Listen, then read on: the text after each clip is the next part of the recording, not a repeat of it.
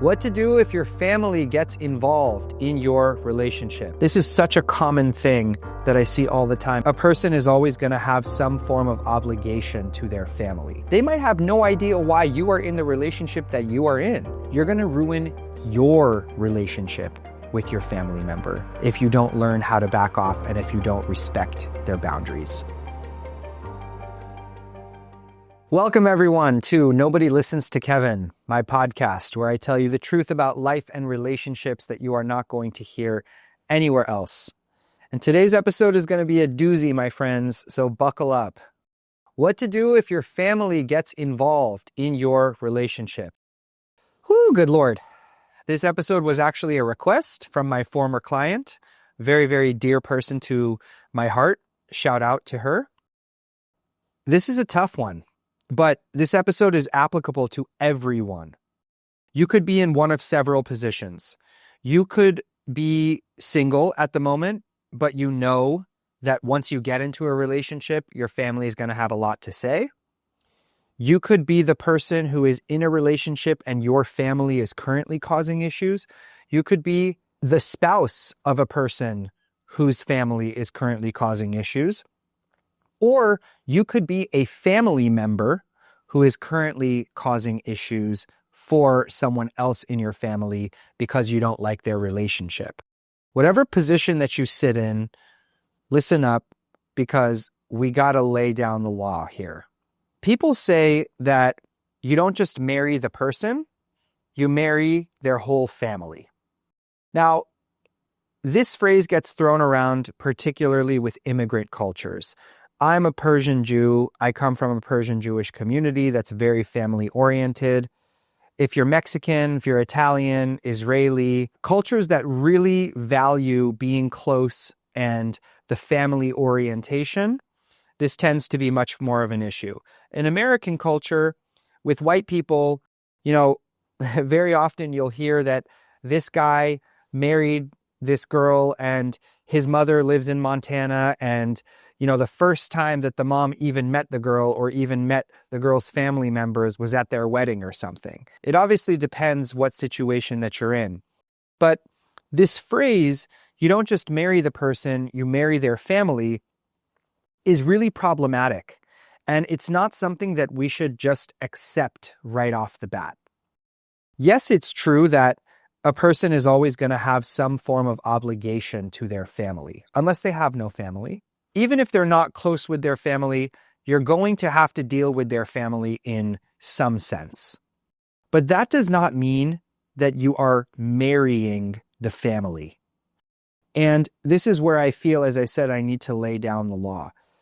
We need to have a very clear distinction between our relationship as two adults who are starting to build our own family and our nuclear families. The families of origin, the families that we come from. You can still be close with the family that you come from while also prioritizing and focusing on the relationship and the family that you are building. Before we proceed, we have to set a few ground rules. There are a few things that you and your spouse need to understand in order to navigate family involvement in the right way. If you and your spouse are not aligned on these three things, then that's an issue that we have to address before you can even talk about family involvement and how to navigate that. The first ground rule is our relationship is the priority. Okay? It's you and me. It's not you and me and your brother and your sister and your aunt and the whole caboose dating back to Iran in 1912. Okay? They're not sleeping with us in the bed. They're not living in the guest house.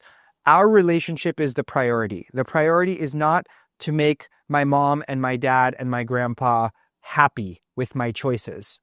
My priority is to build a happy and healthy and lasting relationship with you, my partner, and that needs to be your priority as well. Everything else is background noise. So let's get aligned on that. The second ground rule is we take each other's side. You are my wife, I am your husband. We take each other's side. We do not side with our family members. Even if you and I, we think that we are wrong, even if I think you're doing something wrong and I think that my mother is correct, because the relationship is the priority, ultimately, you and I side with each other and we roll with each other. We cannot create division where you're siding with your family, I'm siding with my family, and now that's causing a rift between you and I. Ultimately, you and I are one unit. We are one flesh, and we support and back each other up. Which brings me to the third ground rule, which is that we do not share our marital issues or our relational issues with our family. We do not speak poorly about the other person to our family. Why? Because if you're family oriented, your family is going to love you too much. And even if they love your spouse, even if they're able to be objective about what you're doing wrong versus what your spouse is doing wrong, you're going to put ideas into their head, and most likely they're going to take your side, which is going to make you want to take your family's side. And then the whole thing, you shit the whole bed. If you have issues with your spouse, you discuss them with two people and two people only. You discuss them with your spouse and you discuss them with a trained professional, with a couples counselor. Otherwise, you do not let your marital issues outside of the house, and you do not go gossiping about them to your mom, because that's going to lead to all sorts of problems. If you and your spouse are listening to this and you're not aligned on those three principles, that we are the priority, that we take each other's side, and that we do not share our marital issues with our family members, then pause this episode right now, stop listening, go to couples counseling, discuss this with each other, and then you can proceed. Assuming you agree with what I've said so far and you are aligned on those three principles, let's talk about what to do when your family or when your spouse's family is causing issues.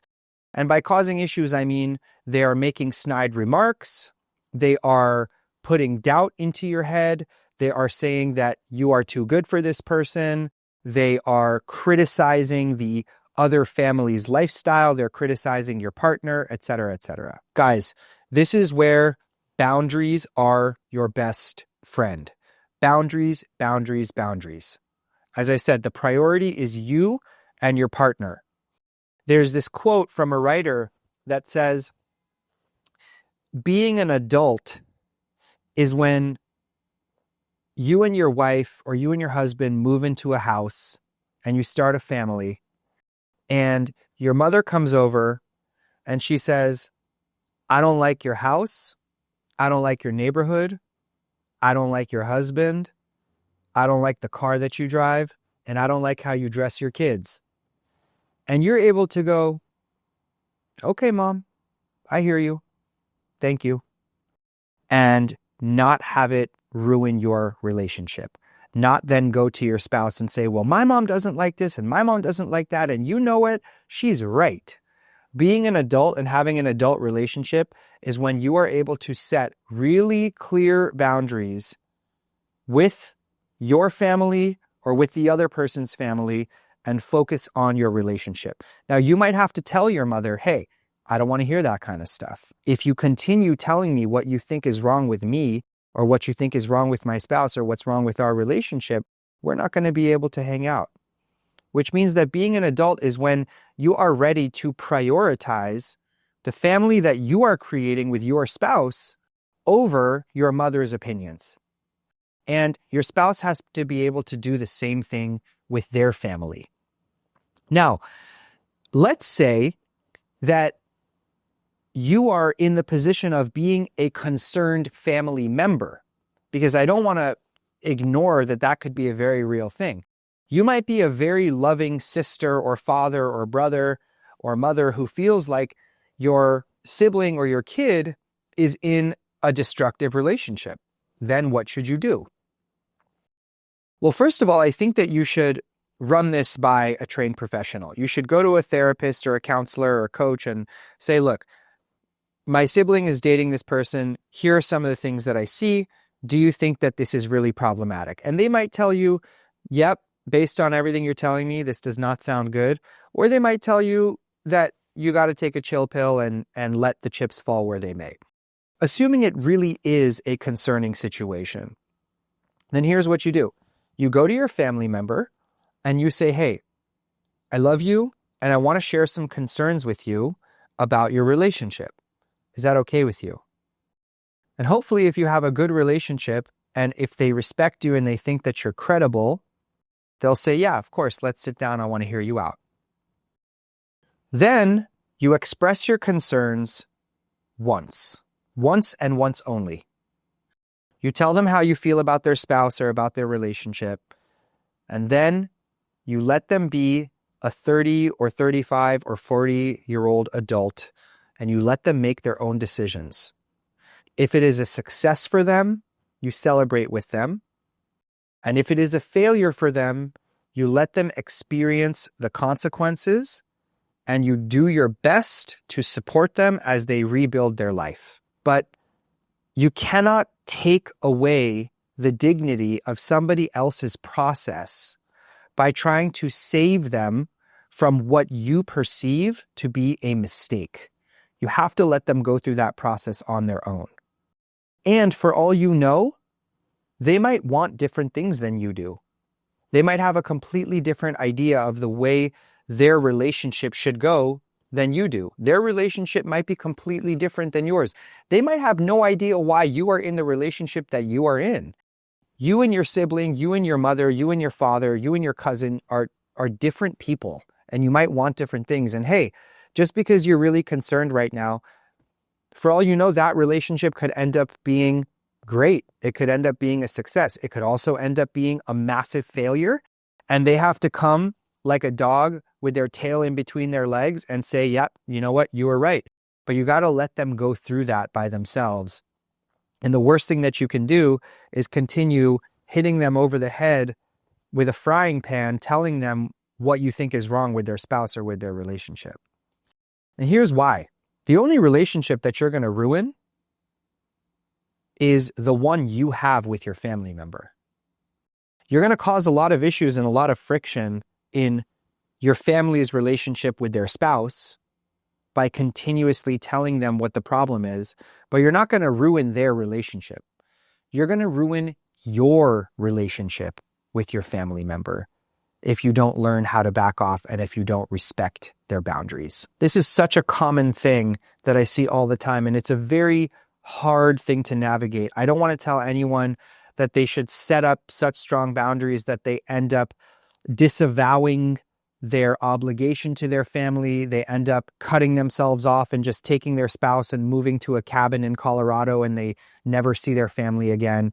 That's not what I'm suggesting at all. I mean, think about it. You want to be a wife, you want to be a husband, you want to have kids and model to those kids what is healthy, and you're still thinking about making your mother or your father happy. You're going to potentially ruin your own life or ruin your own relationship because of the opinions of other people who you're a 30-year-old, 40-year-old adult anyway. You know, you're going to outlive the people who right now are telling you that you shouldn't do this. And listen, if they're right, and if you feel it in your own gut, then by all means, listen to them. But if not, you got to put up those boundaries, and you and your spouse have to be aligned. And for the family members out there who are concerned, you might think that it's a loving thing to do to try to save your family member, to rescue them from their mistake, and to tell them your concerns. And yes, that is a loving thing to do. But let me tell you what is even more loving. What is even more loving is to shut your pie hole and support them from a distance. Tell them your concerns once, and then back off and respect their process and respect their dignity. So I know that this is kind of an intense take, but I'm telling you guys, if your family's causing issues or if your spouse's family is causing issues, you and your spouse have to be the priority, and you have to be a little bit tough and a little bit savage about this.